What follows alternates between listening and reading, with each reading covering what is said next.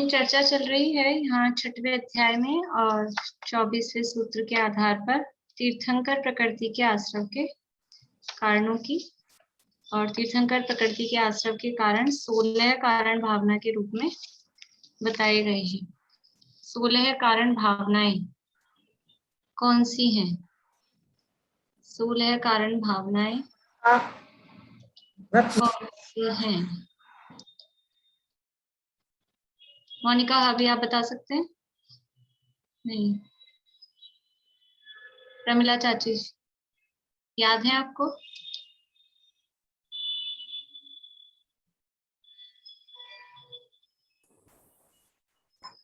दर्शन विशुद्धि, विनय संपन्नता, शील वर्तन विचार, अभिक्षण, ज्ञानोपयोग, संवेग, शक्ति तप, शक्ति त्याग,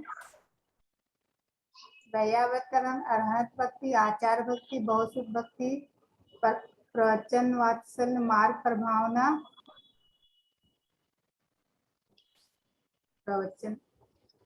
एक तो बीच में रह गई साधु समाधि। हाँ, साधु समाधि, प्रवचन भक्ति, पहले प्रवचन भक्ति, फिर आवश्यक परिहानी, फिर मार्ग प्रभाव। ठीक है, ठीक कर लीजिएगा आप। बोलिए प्रेमलता जी।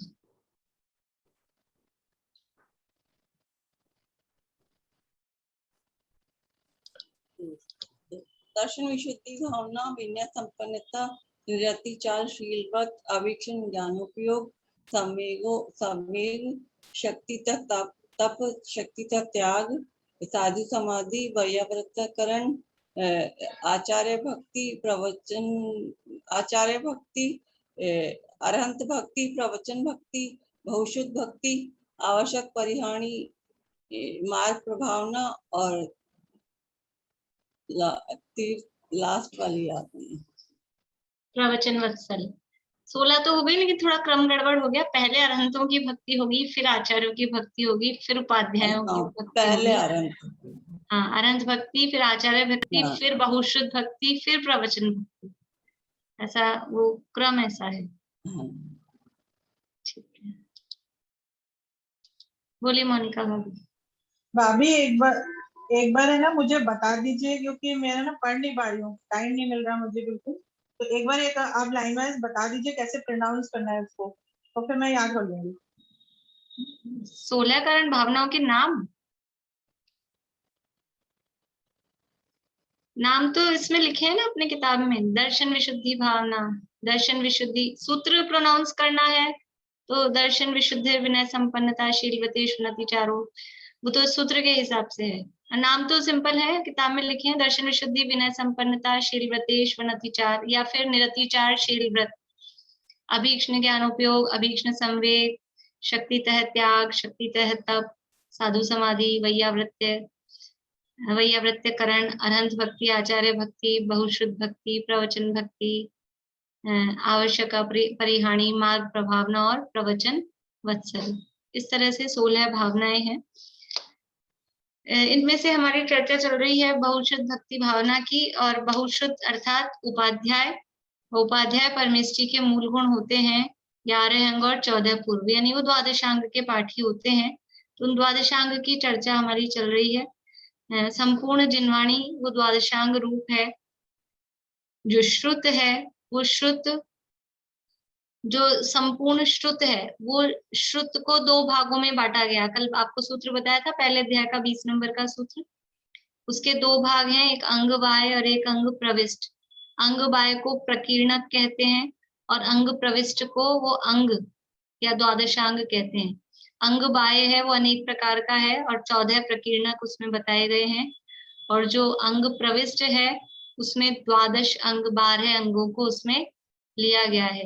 यानी संपूर्ण जिनवाणी के जितने अक्षर हैं उन अक्षरों में जो एक मध्यम पद है, जो कल आपको 1634 करोड़ बताया था, उसका भाग देंगे तो जितना तो पूर्ण आ जाएगा, पूर्णांक। जैसे ऐसा होता है ना, कोई ऐसी संख्या हो 167, ये एक संख्या है उदाहरण के लिए, अब उसमें 2 का भाग दिया तो 2 8 16 और 2 3 6, अब फिर 1 बच गया ना, भाग लगाएंगे 167 में, 167 में, तो एक बच जाएगा, ठीक है।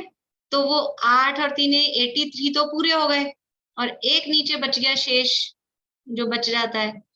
तो ऐसे ही संपूर्ण जिनवाणी के जितने अक्षर हैं, संपूर्ण श्रुत के, उन अक्षरों में जितने, यानी मध्यम पद का एक एक पद जितने अक्षरों का होता है, तो उस मध्यम पद के अक्षरों का भाग लगाएंगे तो जितना पूर्णांक आएगा, जो पूरा आया, वो तो कहलाएगा द्वादश अंग, वो तो अंग कहलाया, वो 12 अंगों में चला गया। और जो नीचे शेष बच गया बिखरा हुआ, जिसका लड्डू नहीं बन पाया, कल हमने उदाहरण देखा था कि जो पूरे हो गए वो तो मतलब लड्डू बन गया, और जो रह गया है नीचे खुला हुआ, जिसका एक अंग भी नहीं बन सकता है पूरा, एक पद भी उसका पूरा नहीं बन पा रहा है, तो वो कहलाता है अंग बाय या प्रकीर्णक, ठीक है। और संपूर्ण जिनवाणी के कितने अक्षर हैं, तो 2 की पावर 64, 2 की घात 64, पावर समझते हैं, जैसे 2 की पावर 2 लगाते हैं तो 4 होती है। जितनी ऊपर पावर होती है, अब मुझे गणित नहीं पढ़ानी है, सब बड़े लोग ही बैठे हैं, लेकिन संपूर्ण जिनवाणी के कितने अक्षर होते हैं, तो बच्चों से करा के देख सकते हैं, आपके घर, सबके घरों में आजकल पढ़ने वाले बच्चे होते हैं। 2 की पावर 64, इसका क्या आंसर आएगा, वो जितने आएगा आंसर, वो जो कल हमने लिखा था ना 1800 कितना था, 1864, वो जो इसमें से लिखा था, वो है, वो 2 की पावर 64, उसमें से एक कम है, वो जो हमने लिखा है वो -1 है। और संपूर्ण जिनवाणी के अक्षर उतने होते हैं, 2 की पावर 64 -1, वो संपूर्ण जिनवाणी के अक्षर होते हैं, उसको एकट्ठी बोलते हैं। 2 की पावर 64 को एक शब्द दे रखा है यहाँ आगम में, उसको बोलते हैं एकट्ठी। तो वो एकट्ठी में एक कम। और जो कल आपका प्रश्न था, चमेली आंटी है, चमेली आंटी का प्रश्न था एक, हाँ, तो ये जो अपने तत्वार्थमणि प्रदीप में मिसप्रिंट है, उसको 37 कर लीजिए। देखिए मैं फिर से बोल रही हूँ, जो कल मैंने लिखवाया था वो ठीक था, और लिखते समय आप कृपा करके सही लिखिएगा, और अगर सही भी जैसा भी लिख रहे हैं फिर भी गलत लिखने में आ सकता है, तो मैं आपको जो रेफरेंस बताती हूँ ना, रत्नकर शावकाचार में ये नंबर पेज, वो जरूर लिख लीजिए। जैसे मैंने बोला था 18,000 और आपने लिख दिया 1 0 कम, तो वो 1800 हो जाएंगे, या 1 0 ज्यादा तो 1,80,000 हो जाएंगे। तो लिखने में हो जाता है, जल्दी जल्दी लिखते हैं तो 0 कम ज्यादा हो ही जाएगी, वो कोई बात नहीं है। लेकिन फिर कभी आप पढ़ें और आपको खुद को ऐसा भ्रम हो कि सही लिखा है कि नहीं लिखा, तो उस किताब में से मिला लें। पुस्तकें उपलब्ध हो जाती हैं घरों में भी, नहीं मंदिरों में भी, तो कम से कम, क्योंकि अब मैं इतने सारे, आप लोग मुझे भेज भी दो अपनी कॉपियां, तो मोबाइल पे तो चेक करना पॉसिबल है नहीं, मतलब मैं पढ़ लूंगी, गलतियां देख लूंगी, लेकिन उसमें मार्क करना वो सब बहुत कठिन काम होता है। और अगर आप लोगों ने घर पे मुझे कॉपियां भेज दी तो भी मेरे पास इतना समय नहीं होगा कि मैं सबकी कॉपियां चेक कर दूं, इसलिए वो खुद को ही आपको सावधानी से ध्यान से लिखना है, और सही से उसको किताब में से मिला के जो हम लिख रहे हैं संख्याएं वो सही लिखें। बोलिए शशि जी। आप ये रत्नकरण शावकाचार किसकी वाली यूज कर रहे हो? मेरे पास पंडित सदासुखदास जी कास्की वाली, सदासुखदास जी वाली अजमेर से जो छपी हुई है, वही ज्यादा चलती है, रत्नकरण शावकाचार बड़ी जो है अजमेर से छपी हुई है, सदासुखदास जी की टीका है, ये वाली बाहर से ऐसा है। तो मेरी ऐसी है, पुरानी है मेरी, वो पुराना एडिशन है, यही है ना? हाँ यही है, वो एडिशन पुराना है, बाकी ज्यादातर यही चलती है, मंदिरों में भी यही वाली मिल जाती है। तो ये जो श्रुत के कुल अक्षरों की जो संख्या अपन ने लिखी थी 1844 करोड़, ये जो था ना, 18 शंख, 44 पद्म और 67 नील, 44 खरब, मिला लीजिए, कल लिखा था आप लोगों ने, और फिर है 7 अरब और 37 करोड़ है, इसमें 30 करोड़ लिखा है, ये 37 करोड़ आएगा। ये अपनी तत्वार्थमणि प्रदीप में जो 51 नंबर पेज पे छपा हुआ है उसमें 30 करोड़ छपा हुआ है, 30 की जगह 37 करना है उसको।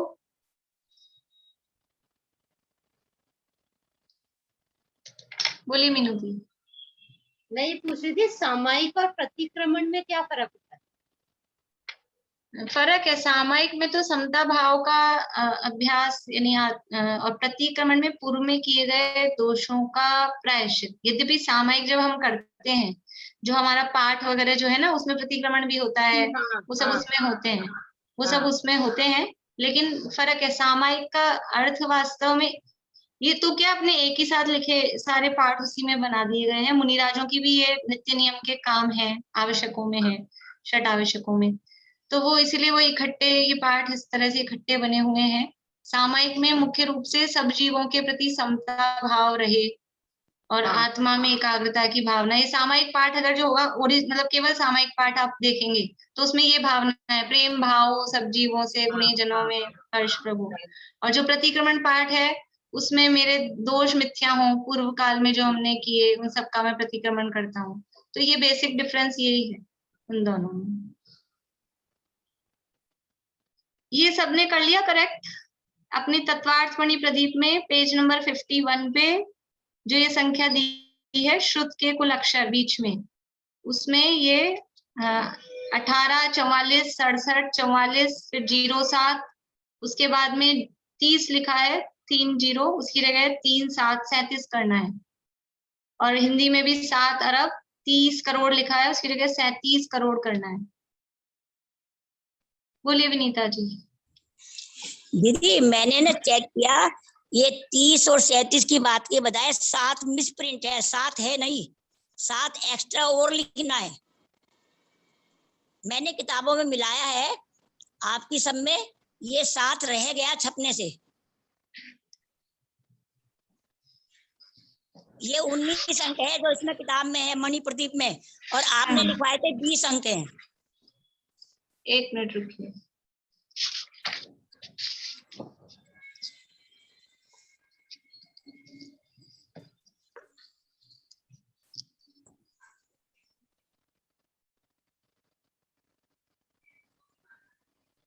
थ्री 7-0 आएगा।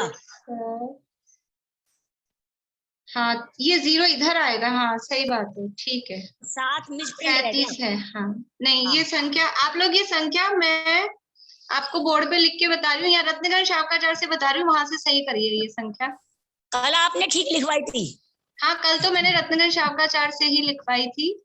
हाँ वो किताब में मणि प्रदीप में मिसप्रिंट रह गया। हाँ ये देखिए यहाँ लिखी है, ये दिखाई दे रही है आप लोगों को, मैंने स्क्रीन शेयर की है।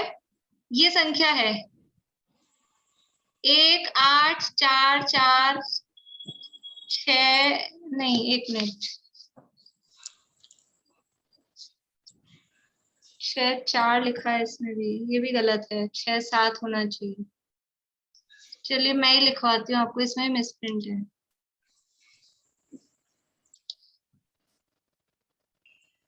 भाभी बोर्ड पे लिख दीजिए हिंदी की हाँ गिनती मैं बोर्ड पे लिखती हूँ, रुकिए मैं बोर्ड पे लिखती हूँ।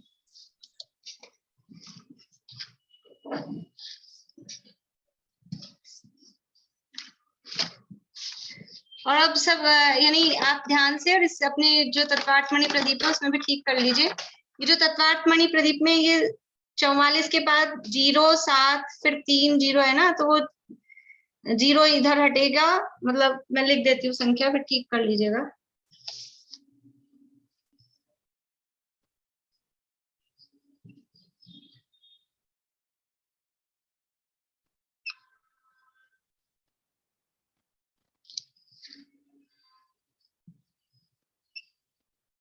इस पे आएगी नहीं, मैं आड़ा करके लिखती हूँ।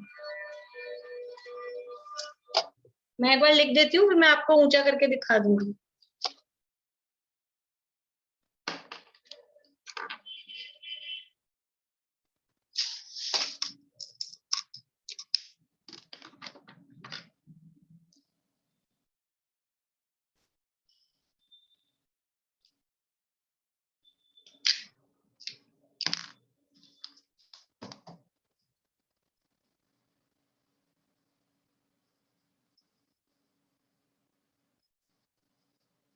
मैं संख्या बोलती जाती हूँ, 1, 8, 4, 4, 6, 7, फिर 4, 4, 0, 7, 3, 7, 0, 9, 5 5 1 6 1 5।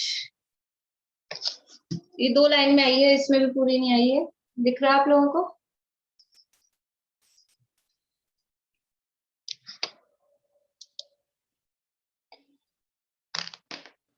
दीदी यही बोल रही थी कि 3 7 के बाद 0 और है इसके अंदर, हाँ, लगाना पड़ेगी हाँ, तत्वार्थ हाँ, मणि प्रदीप में। हाँ।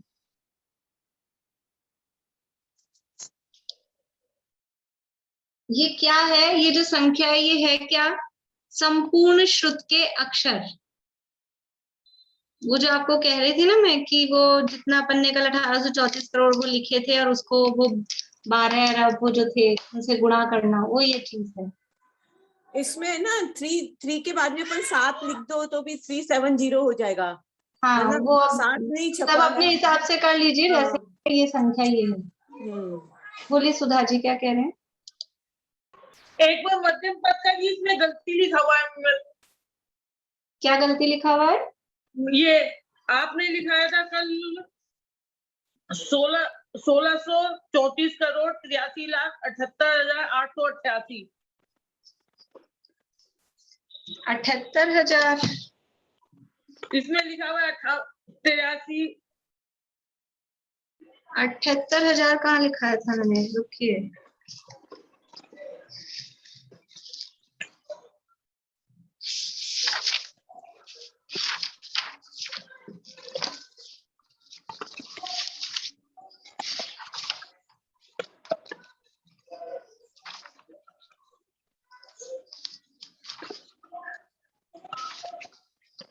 ₹1634 करोड़ 83 लाख 7,888 लिखा है मैंने। आपने गलत लिखा है शायद। आपने गलत लिखा है।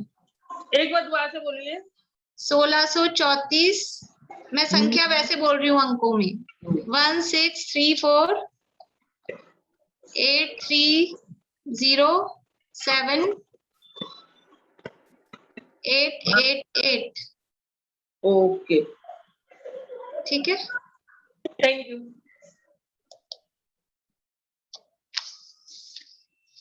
मैं आज ये क्या इसमें रत्न शौकत में हिंदी के अक्षर लिखे हुए नहीं, मैं फोटो भी खींच के भेज देती आप लोगों को। मैं देखूंगी कहीं वैसे वाले मिलेंगे।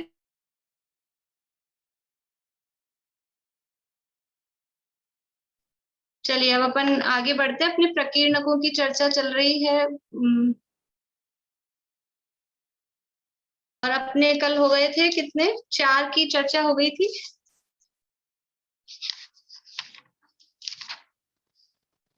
सामयिक प्रकीर्णक, स्तवन, वंदना और प्रतिक्रमण। इसके बाद में है वैनयिक प्रकीर्णक या विनय प्रकीर्णक। विनय लिख लीजिए, वो सरल शब्द है। विनय प्रकीर्णक 5वें नंबर का है। विनय प्रकीर्णक अभी लिखेगा मत, इसमें विनय का वर्णन है। विनय कितने प्रकार की होती है? मेरे को पूछना आप लोगों से, भी अपन ने पढ़ा था थोड़े दिन पहले।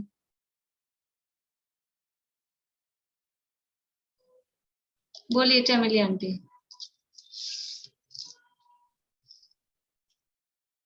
सम्यक दर्शन, ज्ञान, साहित्य, तप और उपचार।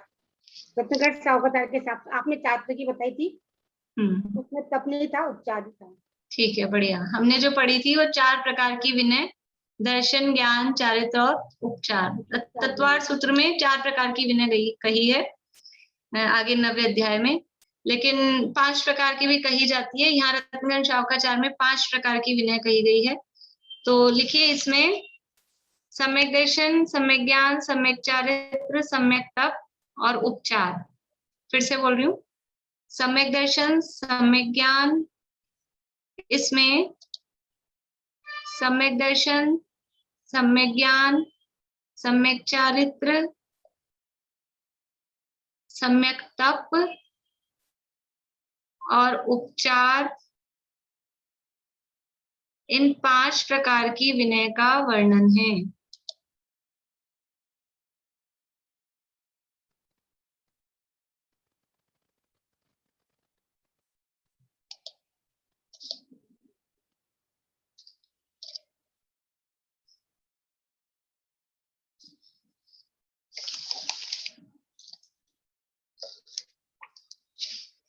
फिर है नेक्स्ट कृति कर्म प्रकीर्णक। कृति कर्म प्रकीर्णक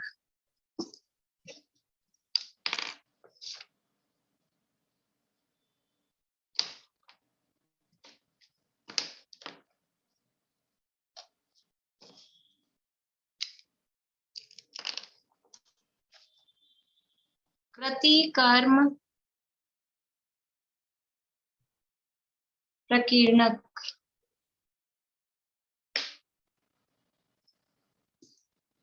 कृति कर्म में, कृति कर्म मतलब जैसे हम बोलते हैं क्रियाकर्म, मतलब क्रियाओं का वर्णन जिसमें है। कौन सी क्रियाओं का वर्णन है इसमें?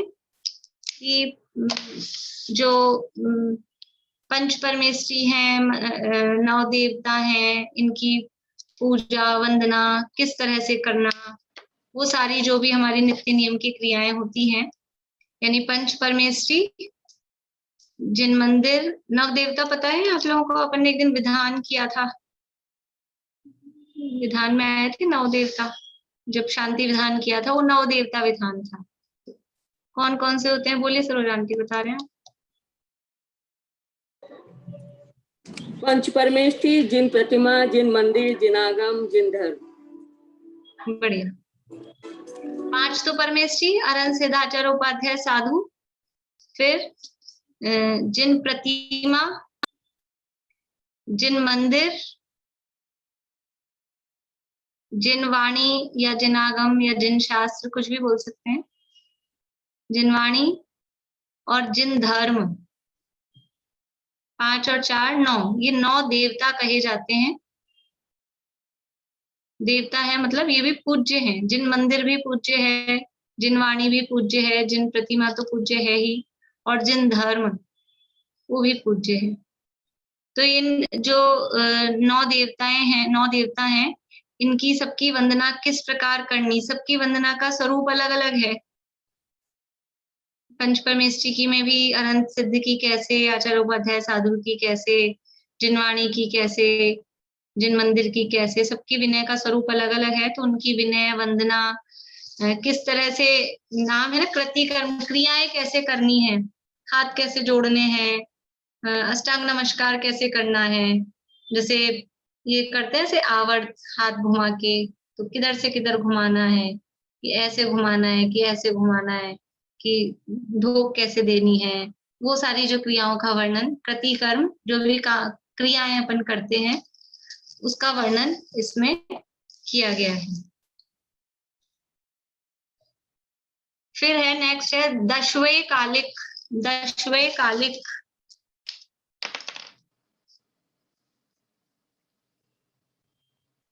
दशवे कालिक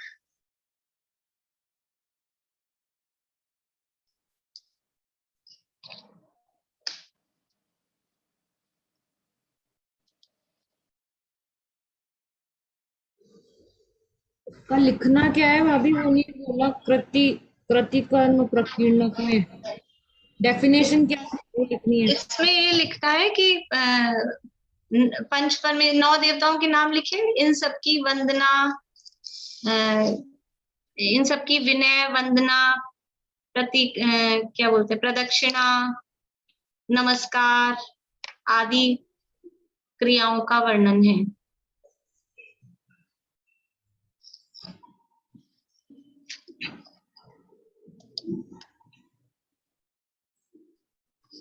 इसमें जैसे सिरोनति दे रखा है, तो वो सिरोनति किसको कहेंगे अपन? सिर झुकाना, सिर झुकाना, चारों दिशाओं में सिर झुकाते हैं ना, शिरोनति यानी ऐसा सिर झुकाना, आवर्त यानी हाथ को घुमाना, ये आवर्त। शुद्धि, शुद्धि मन शुद्धि, वचन शुद्धि, काय शुद्धि, ये शुद्धियां हैं। नमस्कार 2 प्रकार का कौन सा?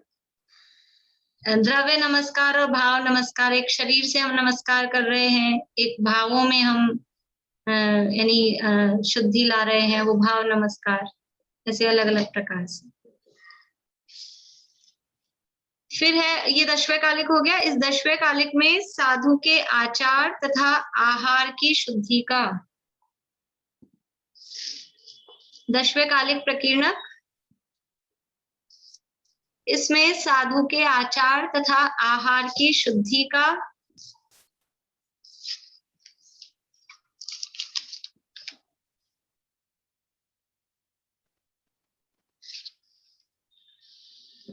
10 विशेष कालों से संबंधित वर्णन है। 10 विशेष कालों से संबंधित वर्णन है। ये 10वें कालिक प्रकीर्णक अपने यहाँ है, और इसके आगे एक और आएगा। ये श्वेतांबर समाज में ये बहुत प्रसिद्ध है, इनके इस नाम के शास्त्र भी छपे हुए हैं। 10वें कालिक और उत्तराध्ययन इसके बाद अभी आएगा। वो उनमें कुछ लोग, आप लोगों में से अगर वहां की नॉलेज रखते होंगे तो पता भी होगा। 10वें कालिक और उत्तराध्ययन सूत्र वहां उधर श्वेतांबर समाज में उधर चलता है बहुत। पर पढ़ा है मैंने, हमारे एमए के कोर्स में था, तो उसमें वो कहानी कुछ अलग, यहाँ जो बताया है और वहां कुछ कहानी जैसा है, ये क्यों लिखा है और उस टाइप की उसमें वर्णन है। तो अभी इसमें ये अपने यहाँ प्रकीर्णकों में लिया है, और उसमें तो उसको वहां उनमें अंगों में तो नहीं माना है, लेकिन उसको काफी मतलब मान्यता प्राप्त है। बोलिए रश्मि जी।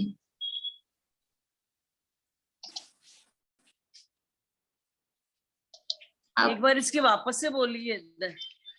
इसमें मुनियों के या साधुओं के, जो भी शब्द लिखा है आपने, मुनियों के आचार तथा आहार की शुद्धि का 10 विशेष कालों से संबंधित वर्णन है। आपका शायद नेटवर्क स्लो है, इसलिए आपको आवाज नहीं आ पा रही होगी। बोलो पारुल। भाभी यार, कालों से क्या मतलब होगा?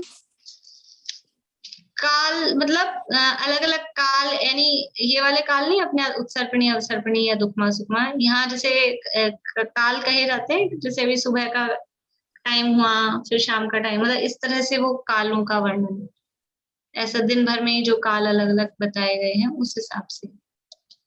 बोलिए मधु जी। इसमें इस हिसाब से है ना, जैसे ना पहले तीर्थंकर में कैसे साधु साध्वी होते थे, फिर पहले से 5वीं तक कैसे साधु साध्वी थे, फिर कैसे दूसरे जैसे छठे भगवान से 12वें भगवान तक कैसे साधु साध्वी हैं, उनका आचार व्यवहार ऐसे बताया इसके अंदर। ऐसे बताया है? हाँ, ऐसे बताया। जैसे ये 10 काल, ये जो 10 काल कहे हैं, हाँ, ये 10 विशेष काल है ना, इसमें इस तरह से बताया साधु साध्वी का कैसे नेचर होता है इन तीर्थंकरों के समय में। वो पहले कैसे थे, फिर वो कैसे हुए, कैसे सफेद वस्त्रधारी हुए, पहले हाँ, तो ये हो सकता है कि वो अलग अलग टाइप से, यानी किस समय किस तरह के मुनियों का आचार वगैरह, आहार की विधि। वही है। लेकिन खैर वो और देख लेंगे, यहाँ तो इतना ही का है, क्योंकि आहार की विधि और आचरण तो काल से प्रभावित होता नहीं, वो तो एक सा ही रहता है। थोड़ा बहुत उसमें शिथिलता आ जाए वो एक अलग बात है, वो शिथिलता का वर्णन ही हो सकता है उसमें किया गया हो।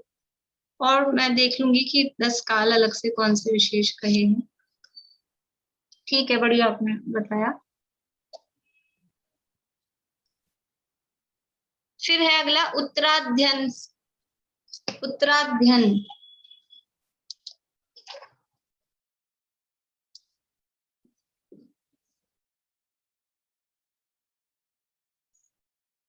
उत्तराध्ययन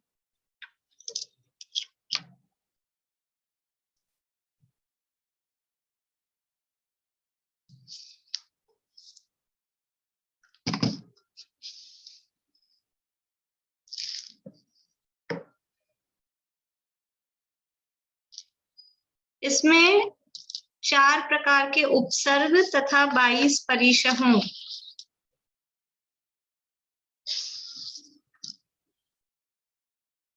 चार प्रकार के उपसर्ग तथा 22 परिशहों के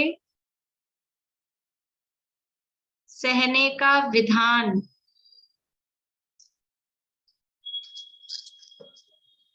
उनका फल, 4 प्रकार के उपसर्ग तथा 22 परिशहों के सहने का विधान, उनका फल तथा उनसे संबंधित प्रश्नों के उत्तर का वर्णन है उत्तराध्ययन। 4 प्रकार के उपसर्ग कौन से होते हैं?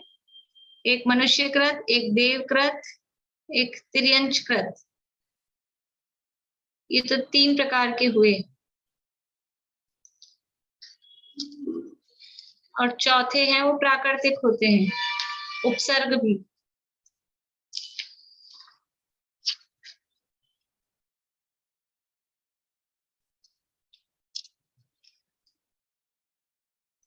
तो उपसर्गों को किस प्रकार से सहना? मनुष्यकृत, देवकृत, तिर्यंशकृत और प्राकृतिक।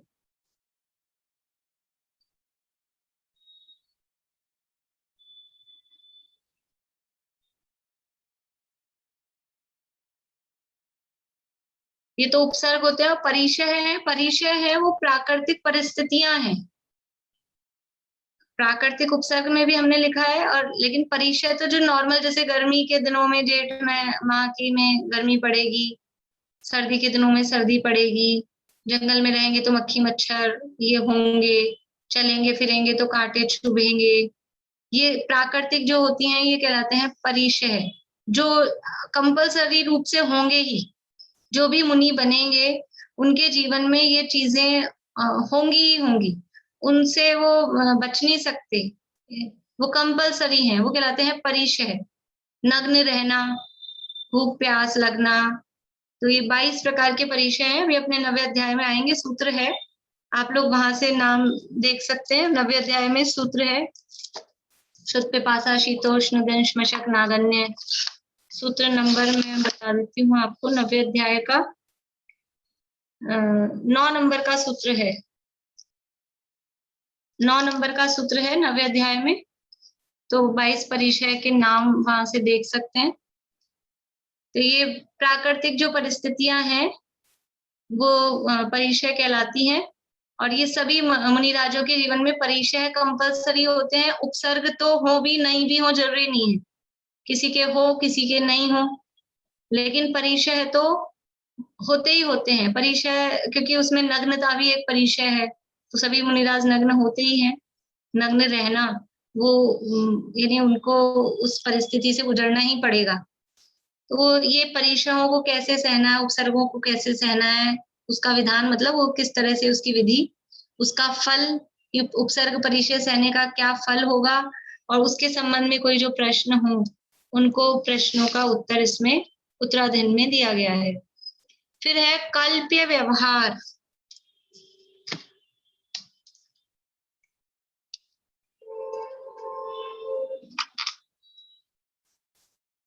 कल्प्य व्यवहार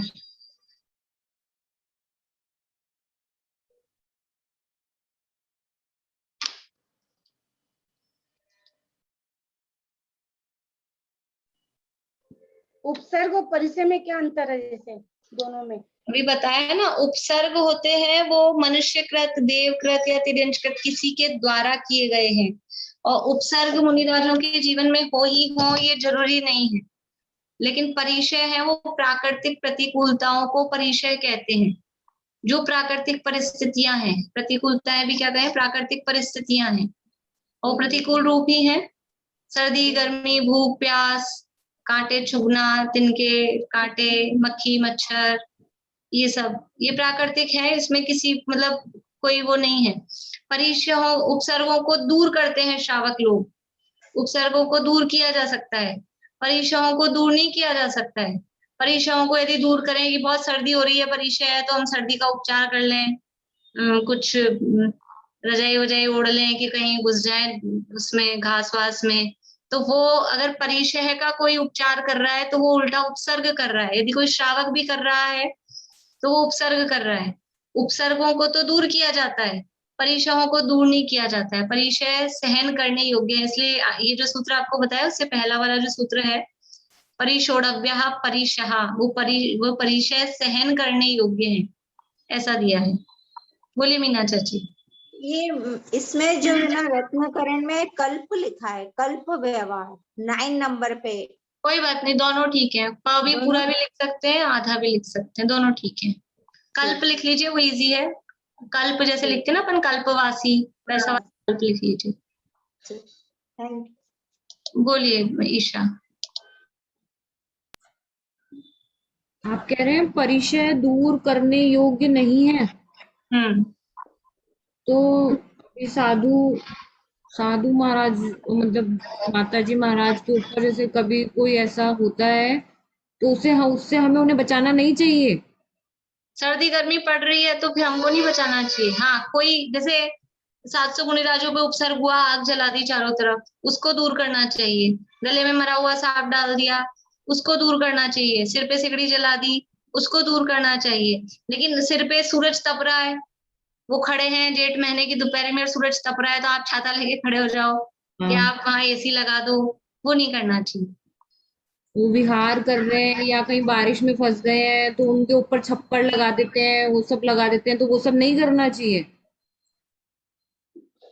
देखो डिपेंड करता है परिस्थिति पे। अगर वो परिस्थिति उपसर्ग रूप में बन गई है, वो चीज उपसर्ग टाइप से एक तो नॉर्मल हो रही है, जैसे पार्श्वनाथ मुनिराज पे वो ओले बरसाए, अब कोई कहे तो प्राकृतिक बारिश आ रही है, किसी को मान लो वो अदृश्य रूप में कर रहा हो, देव अदृश्य रूप में करते ना व्यंतर आदि, तो अदृश्य रूप में ऐसा कर रहा हो, तो वो समझ में आता है कि एक तो नॉर्मली प्राकृतिक चीज है या फिर एक्स्ट्रा ऑर्डिनरी है।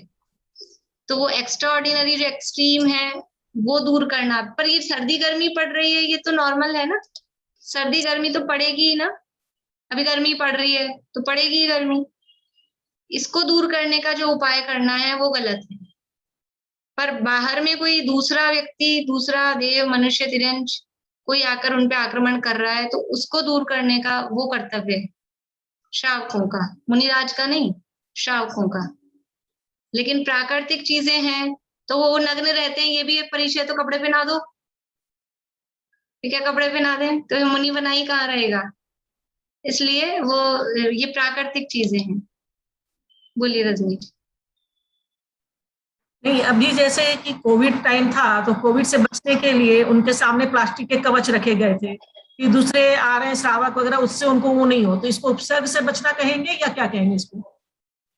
नहीं, वो तो एक व्यवस्था है, मतलब उसमें कोई दिक्कत नहीं है, सामने रखे ना, उनके शरीर पे थोड़ी ना ओढ़ाए। जैसे कि सर्दियों के टाइम में कई बार प्लास्टिक लगा दिए जाते हैं, प्लास्टिक के पर्दे लगा दिए जाते हैं, कई बार दूर से थोड़ा पर्दे बहुत ज्यादा जहाँ पे होती है। अब वो वास्तव में तो वो मतलब जो भी है इस तरह का, ये तो अभी चल गए हैं चीजें, वरना इस तरह का कुछ विधान तो नहीं है, क्योंकि वो सब चीजें हैं वो जैसे गुफा में रहते हैं, वो इस तरह की प्राकृतिक जगहों पर रहे जहाँ निवास रहे, वो एक अलग चीज है। लेकिन चला के बनाना और वो जो वो जैसा जो भी हो जहाँ चलता, मतलब देख लेना इकाइयों के। सही बात। अभी अपन आगे बढ़ते हैं। ये कल्प व्यवहार भी लिख सकते हैं, इसको कल्प्य भी बोलते हैं और कल्प भी बोलते हैं, दोनों चलेंगे इसमें। इसमें कल्प व्यवहार में साधुओं के योग्य आचरण का विधान, साधुओं के योग्य आचरण का विधान तथा अयोग्य वस्तु के सेवन करने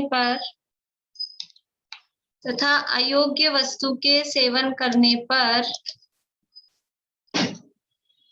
प्रायश्चित विधि का वर्णन है। अयोग्य वस्तु के सेवन करने पर प्रायश्चित विधि का वर्णन है।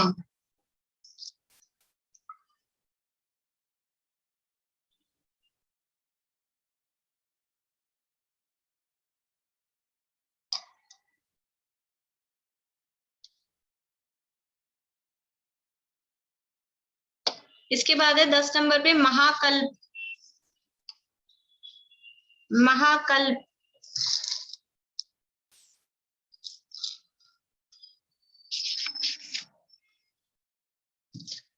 नहीं, हाँ पहले महाकल्प,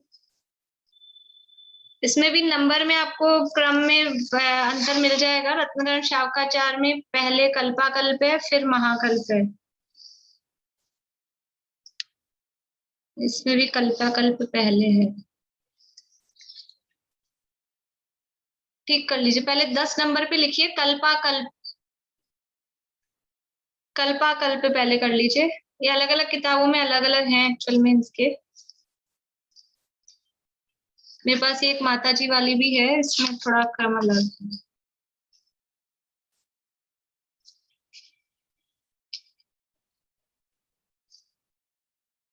दस नंबर पे लिखिए कल्पाकल्प। कांता आंटी क्या बोल रहे हैं आप? कांता आंटी कुछ पूछ रहे हैं?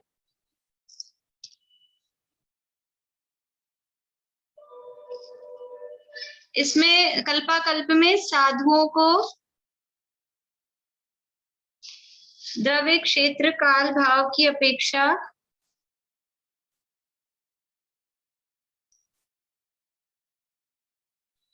क्या करने योग्य है? साधुओं को द्रव्य क्षेत्र काल भाव की अपेक्षा क्या करने योग्य है?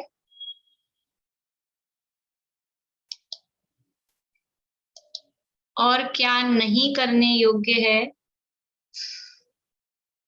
ऐसा वर्णन है। कल्पाकल्प में साधुओं को द्रव्य क्षेत्र काल भाव की अपेक्षा क्या करने योग्य है, क्या नहीं करने योग्य है, ये वर्णन है।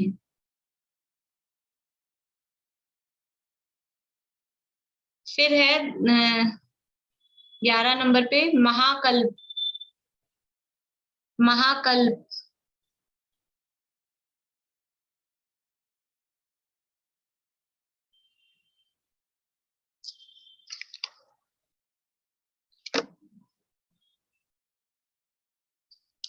इसमें काल और सहनन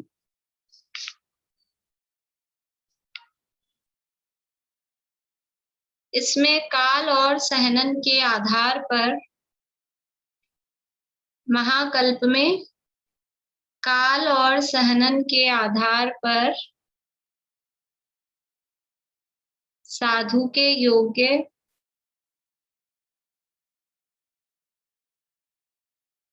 काल और सहनन के आधार पर साधु के योग्य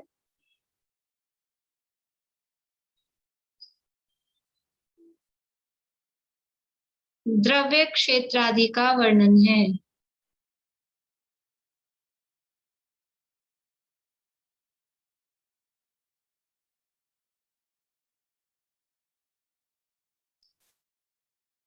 यानी आप देखिए 3-4 ये जो चल रहे हैं ना, मतलब प्रकीर्णकों में ये सारे भेद मुख्य रूप से मुनिराजों का बातें इसमें आ रही हैं। ऊपर से आप देखें आज जो भी अपन ने पढ़े हैं कृति कर्म दशव्य काले कुत्राध्यान, इन सब में मुख्य रूप से मुनिराजों के आचरण का वर्णन मुख्य रूप से इनमें आ रहा है। इसके बाद में है पुंडरीक। पुंडरीक प्रकीर्णक।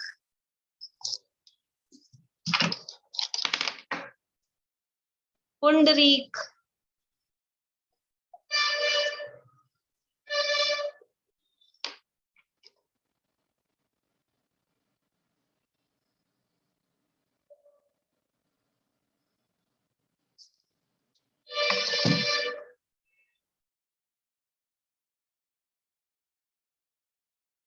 इसमें 4 प्रकार के देवों में 4 प्रकार के देवों में उत्पत्ति के कारण रूप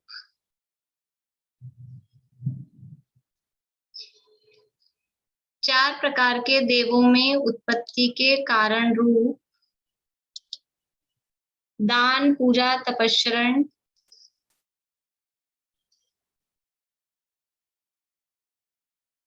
दान पूजा तपस्रण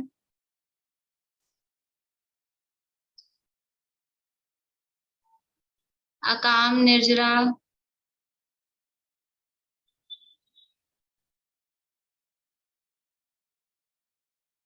सम्यक्त्व सम्यक्त्व संयम आदि का वर्णन है। 4 प्रकार के देवों में उत्पत्ति के कारण रूप दान पूजा तपस्रण अकाम निर्जरा सम्यक्त्व संयम आदि का वर्णन है। फिर है महापुंडरीक। महापुंडरीक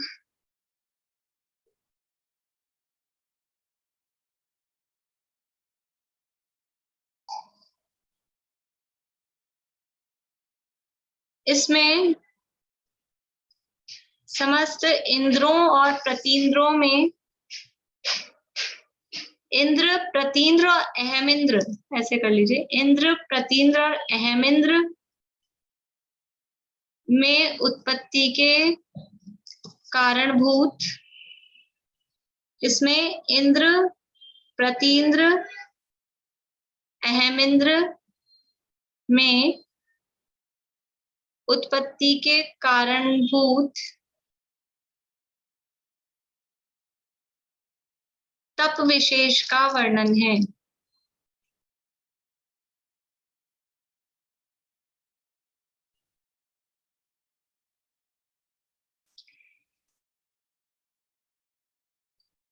यानी पुंडरीक में तो था सामान्य देवों में, चारों प्रकार के देवों में से 4 प्रकार के देव कौन से हैं? 4 प्रकार के देव,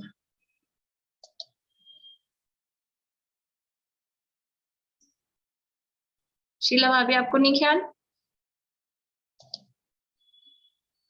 बोलिए। व्यंतरवासी, भवनवासी, ज्योतिष देव और साम। चौथे? ये इंद्र नहीं, वैमानिक। भवनवासी, व्यंतर, ज्योतिष और वैमानिक, ये 4 प्रकार के देव। तो वो पुंडरीक में तो थे 4 प्रकार के देवों में, सामान्य रूप से कोई से भी देव बन जाए, उनमें उत्पत्ति के कारणभूत जो थे उनका वर्णन हुआ। जो समझ लो हमने सूत्र पढ़े ना आश्रव के, देवगति में आश्रव के कारण, वो उनका विशेष वर्णन है। और ये महापुंडरीक में, उनमें भी भवनवासी का कोई इंद्र बने, या वैमानिक देवों में 16 स्वर्गों में जो 12 इंद्र हैं वहां कोई इंद्र बने, या 9 ग्रह 9 अनुदिश 5 अनुत्तर में अहम इंद्र बने, तो वो किस प्रभाव से बनते हैं, किस तप से बनते हैं, मुनि बन के बनते हैं, कैसे बनते हैं, उसका वर्णन इस महापुंडरीक में है। इसके बाद में है लास्ट निषिद्धिका।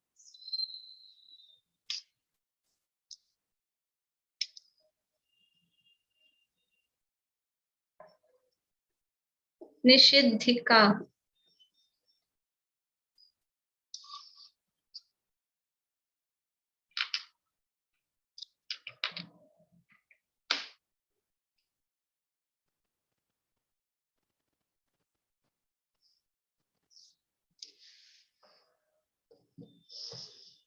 इसमें अनेक प्रकार के प्रायश्चित्त का वर्णन है।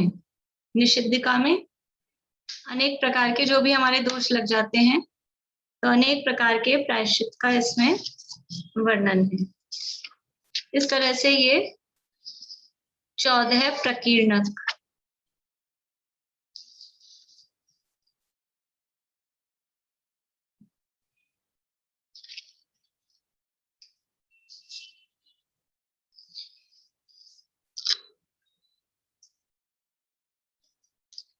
ये तो अपना प्रकरण क्या चल रहा था, बहुशुद्ध भक्ति भावना, यानी उपाध्यायों की भक्ति इसमें की जाती है। उपाध्यायों की भक्ति उपाध्यायों के गुणों को जानकर की जाएगी। तो ये उनके गुण हैं कि इतना सब कुछ ज्ञान उनको होता है, और इसके माध्यम से द्वादशांग का बहुमान, केवल ज्ञान का बहुमान आए, जिनवाणी का बहुमान आए, जिन धर्म का, जिन आगम का बहुमान आए। तो जब ये इतना सारा हमने देखा कि इतने अक्षर, कितना आगम है, ये सब इतने अक्षर हमने देखे, 2 की पावर 64, कितनी बड़ी संख्या है। तो इतने सारे, यानी इतनी अगाध जिनवाणी है, तो उसकी महिमा आए, और ये भगवान की वाणी है, केवल ज्ञान से आई हुई बात है, उसकी महिमा आए। तो ये जो सारे शास्त्र हम पढ़ रहे हैं, ये सब भी क्या है, उसी से आई हुई जिनवाणी है, उसी का अंश है। तो इस जिनवाणी का भी बहुमान, ये जो शास्त्र हमारे हाथ में है, इनका भी बहुमान यथा योग्य, इनकी विनय और इनकी साल संभाल, इनको विनय से रखना, कवर चढ़ा के रखना, खराब नहीं हो जाए, फट नहीं जाए, हमारे प्रमाद से इसमें यानी गीले हाथ नहीं लग जाए, पूजा कर रहे हैं तो चावल नहीं छूट जाए, गीले गीले हाथों से किताब पलटना, कुछ भी इस तरह से जिससे कि जिनवाणी खराब हो जाए, ऐसे काम नहीं करना वो भी उसकी भक्ति है।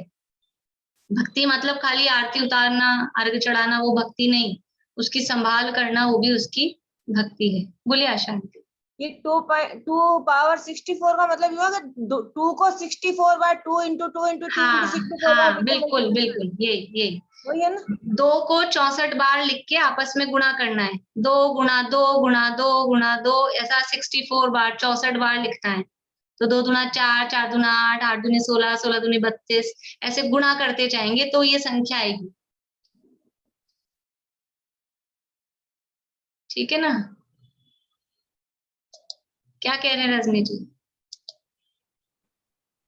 ये 2 दूना 4, 4 चौके 16 ऐसे करके 64 टाइम्स करेंगे तब आएगा। 2 दूना 4, 4 दूनी 8, 8 दूनी 16 नहीं, 2 दूनी 4 फिर 4 चौके 16 फिर 16 16 कर जाए। नहीं 4 चौके 16 तो 4 की पावर 2 हो जाएगी ना, फिर 2 की पावर 64 करनी है ना। हाँ तो 2 को 64 बार लिखेंगे तो इतने नंबर आएंगे, इतने करोड़ नंबर नहीं आएंगे। 4 टाइम्स 2 वो लिखेंगे। मैं आज ट्राई करके देखना। बोले मीनू। 2 को 2 बार, फिर 2 को 2 into 2 into 2 2 into 2 into 2 वो वैसे ही 2 होगा into ना? 2 तो कर रहे हैं, लेकिन 2 दूनी 4 फिर 4 into 2 4 into 2 तो 4 into 2 तो 8 ही हुए ना। तो वही तो 4 दूनी 8 ही तो बोल रही थी मैं भी। हाँ 4 into 2 ऐसे ही होगा। वही होगा ना, देख लें एक बार कैसे होता है पावर करके।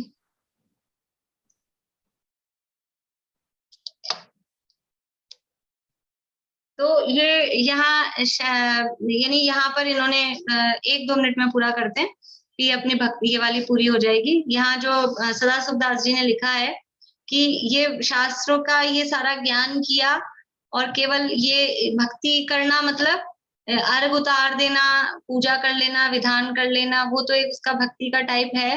लेकिन वास्तव में देखिए यहाँ लिखा है शास्त्र को पढ़ना, शास्त्र के अर्थ को बताना, स्वयं उसके अर्थ को समझना। सच्ची भक्ति क्या है? बहुशुद्ध भक्ति। ये द्वादशांग हमने नाम देख लिए, लेकिन इसका अर्थ समझना, थोड़ा अभी नाम ही समझे, एक एक लाइन में ही समझा, उसको भाव भक्ति पूर्वक उसको पढ़ना समझना, अन्य को दूसरों को उसका अर्थ बताना, अपने हाथ से लिखना। मैं देख रही थी कोई 2-3 लोगों को छोड़ के बाकी सब लिख रहे थे, अच्छा लग रहा था मुझे। और लिख रहे हैं तो हम एक बार अपने हाथ से लिखने में याद हो जाता है जल्दी, और वो लिखा हुआ अपने पास रहता भी है। बाकी तो इसमें तो लिखा हुआ है ही किताब में। तो अपने हाथ से लिखना ये भी उसकी एक भक्ति है। लिखना, लिखाना, लिखने वाले को सुविधा देना या उसको लिखने के लिए खर्चा देना, अपने खर्चे पर लिखवाना, छपाना, ये जो भी सब काम है, ये सब भी यानी ज्ञानाभ्यास के लिए जो भी काम किया जा रहा है जिससे ज्ञान की प्रभावना हो, वो सब इस बहुशुद्ध भक्ति में समाहित होता है। शास्त्रों को बहुमूल्य वस्त्रों में पुट्ठा लगाकर कपड़ा सहित डोरी से बांधना। पुराने जमाने में ऐसे छपते नहीं थे, सिंगल सिंगल पेज होते थे, तो ऊपर नीचे पुट्ठा लगा के फिर वेस्टर्न में उसको बांध के संभाल के रखा जाता था। अभी तो ये सब छपे छपाए मिलते हैं, तो इसको कवर चढ़ा के यथा योग्य उस तरह से रखना। देखिए अभी लास्ट आपको प्रयोजनभूत बात बता देती हूँ। ऐसी शुद्ध भक्ति संशय आदि रहित सम्यक ज्ञान उत्पन्न कराकर क्रम से केवल ज्ञान प्रकट करा देती है। इस शुद्ध भक्ति का फल क्या है? बहुशुद्ध भक्ति का फल ये केवल ज्ञान की प्राप्ति है। केवल ज्ञान की महिमा आ रही है ना इसके माध्यम से, तो केवल ज्ञान की प्राप्ति का हो, ये इस बहुशुद्ध भक्ति का फल है। जो पुरुष अपने मन को इंद्रियों के विषयों से रोककर बारंबार श्रुत देवता यानी जिनवाणी के गुणों का स्मरण करके भली प्रकार से पवित्र अर्घ के द्वारा श्रुत देवता की पूजा करता है। कौन सा अर्घ लेना है? कौन सा अर्घ लेना है? ये अष्टद्रव्य वाला अर्घ नहीं, अपने मन को इंद्रिय विषयों से रोककर और अपने मन में उनके गुणों का स्मरण करना, ये है अर्घ। अपने भावों का अर्घ, अपने भावों को उनमें लगाना, वो अर्घ लेकर और जो श्रुत देवता की पूजा करता है वह समस्त श्रुत का पारगामी होकर केवल ज्ञान प्राप्त करके निर्वाण प्राप्त करता है। श्रुत की महिमा आए तो वो शुद्ध केवली खुद हो जाता है, शुद्ध का पारगामी हो जाता है, फिर केवल ज्ञान भी प्रकट हो जाता है। तो इस तरह से ये बहुश्रुत भक्ति भावना पढ़ के हमें भी श्रुत के प्रति बहुमान जागृत हो और हम स्वयं भी शीघ्रातिशीघ्र केवल ज्ञानी बने। इसी भावना से ये बहुश्रुत भक्ति भावना की चर्चा अपन पूरी करते हैं। कल अब अपन प्रवचन भक्ति की चर्चा करेंगे। बोलिए विनीता जी। मैं आपसे एक बात कहना चाहूंगी, मेरी आवाज आ रही है? पहले तो आ रही है। मैंने आपके शब्दों के निमित्त से बंद विच्छुत्ति सीखी, वो मुझे बहुत अच्छे से आई, याद हो गई। और मैंने सत्ता विच्छुत्ति सीखी, वो बहुत अच्छे से आ गई, याद हो गई। और मैंने 11 अंक 14 पूर्व कम से कम 20 साल से अपने आप पढ़ रही थी, कभी गले नहीं उतरी थी। आपसे समझ के सारे पद भी याद हो गए और नाम भी याद हो गए। आपसे रिक्वेस्ट है कि एक बार उदय उच्छित्ति और अपने शब्दों में बता दो तो मुझे वो भी याद हो जाए। बहुत बहुमान है आपका। याद आपने खुद से खुद का किया है। आप नाम मेरा लगा रहे हैं। आपको बहुत बहुत धन्यवाद, आपने याद किया। निमित्त आपका पड़ा, आपके शब्दों का निमित्त पड़ा। ठीक है, अच्छी बात है। जो जीव पुरुषार्थ करे उसको हो जाता है। आपने याद किया, आपने इस निमित्त से पुरुषार्थ किया, अच्छी बात है। किसी एक के लिए भी कुछ निमित्त हो जाए तो अपना काम सार्थक हो जाता है। मैं तो 20 साल से नहीं याद हो रहा था। चलिए ज्योति जी से 12 अंग 14 पूर्व तो समझ में आ गए, पर ये आपने प्रकीर्णक लिखवाए, ये किसमें, ये किसके? ये बताया ना, ये अंग बाय हैं। ये वो 12 अंग थे, वो तो अंग थे। ये अंगों के अलावा एक्स्ट्रा जो अंग नहीं है, ये अंग नहीं। इनके पद लिखवाए मैंने। इसमें इतने पद हैं क्योंकि इनमें पद है ही नहीं। अगर पद बन जाते तो अंग हो जाते। इनमें पद ही नहीं है। ये खुले फुटकर टोटल जो अक्षर कल लिखवाए थे ना, जो बच गए हैं, वो ये है, वो इनके टोटल अक्षर हैं। हाँ, मतलब प्रकीर्णक वो है जो बचे हुए हैं। ठीक है, अब समझ में आ गया। चलिए, आज समय आज फिर बहुत ज्यादा हो गया। बोलिए नीलम भाभी। मेरा 7वां एक बार बोल दीजिए, 10वें कालिक वाला। 10वें कालिक का हाँ लिखिए। साधु के आचार तथा आहार की शुद्धि का, साधु के आचार तथा आहार की शुद्धि का 10 विशेष कालों संबंधित वर्णन है।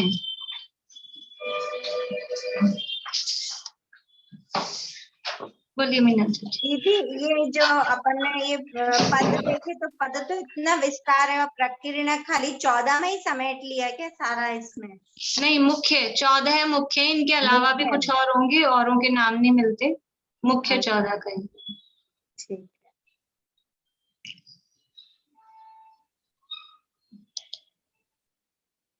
चलिए जिनवाणी स्तुति करते हैं।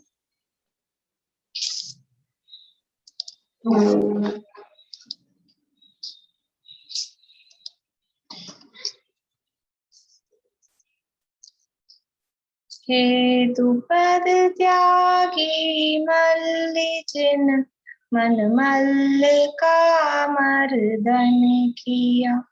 एकांत पीड़ित जगत को अनेकांत का दर्शन दिया। तुमने बताया जगत को क्रमबद्ध है सब परिणाम। हे सर्वदर्शी सर्वज्ञानी नमन हो शत शत नमन। 9 बार नमोकार मंत्र।